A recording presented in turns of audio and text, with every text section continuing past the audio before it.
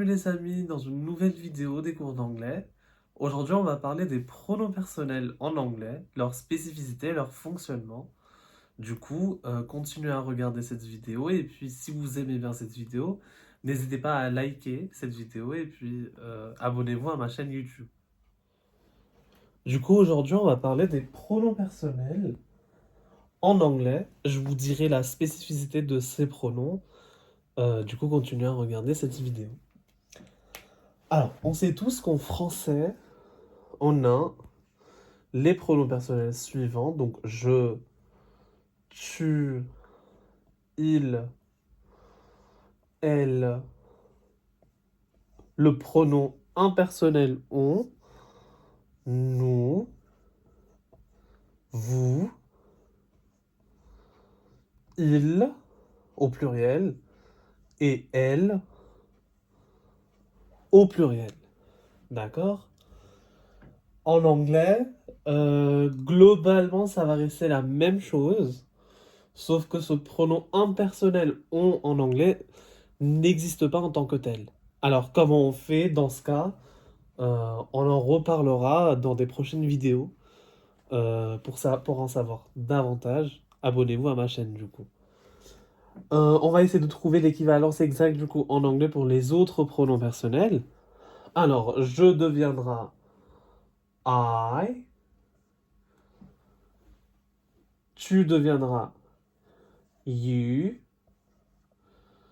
et puis il, elle deviendront he, she.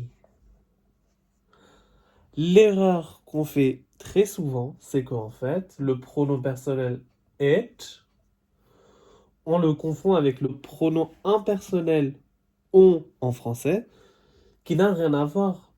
Le pronom personnel it en anglais est destiné aux objets inanimés ou des animaux. Alors tout ce qui est hors être humain va être adressé par le pronom personnel it. Par exemple, un tableau, ça sera it. Un chien, ça sera it également. Du coup, on a trois pronoms à la troisième personne du singulier en anglais qui sont he, donc il, she, elle, it, qui est dédié aux objets inanimés ou des animaux. Puis on a we, qui est très connu aussi, you, et puis pour il, elle, c'est they. La particularité en anglais, déjà, vous avez pu constater que pour la deuxième personne du singulier et la deuxième personne du pluriel, le pronom personnel est le même. Qu'est-ce que ça veut dire? Ça veut dire qu'il n'y a pas de tutoiement ni de vouvoiement en anglais. Et donc, ça nous enlève déjà un sacré fardeau. On n'a pas de conjugaison à apprendre qui aura deux aspects différents selon la deuxième personne du singulier et la deuxième personne du pluriel. Ça veut dire que la conjugaison, ça sera la même pour les deux you. Petite particularité encore, pour la troisième personne du pluriel, ici, on voit bien qu'il n'y a pas de marque de genre, contrairement à la langue française où on a il.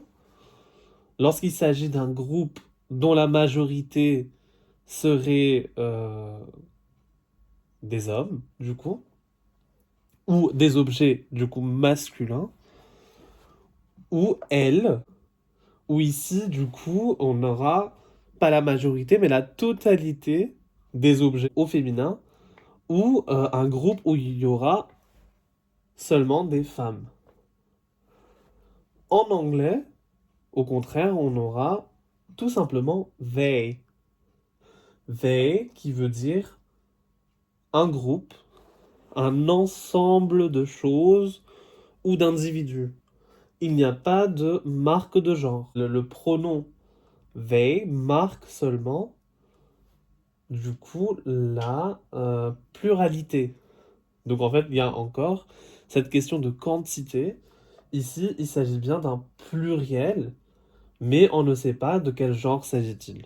Donc, on aura, pour les pronoms personnels en anglais, I, you, he, she, it, we, you, they.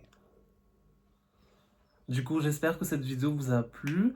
Si vous voulez voir d'autres vidéos concernant les cours d'anglais, n'hésitez pas à vous abonner à ma chaîne YouTube. Alors, je vous dis à très bientôt avec une nouvelle vidéo.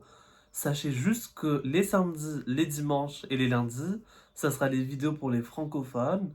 Et les mardis, les mercredis et les jeudis, ça sera les vidéos pour les anglophones. Sur ce, je vous dis à la prochaine.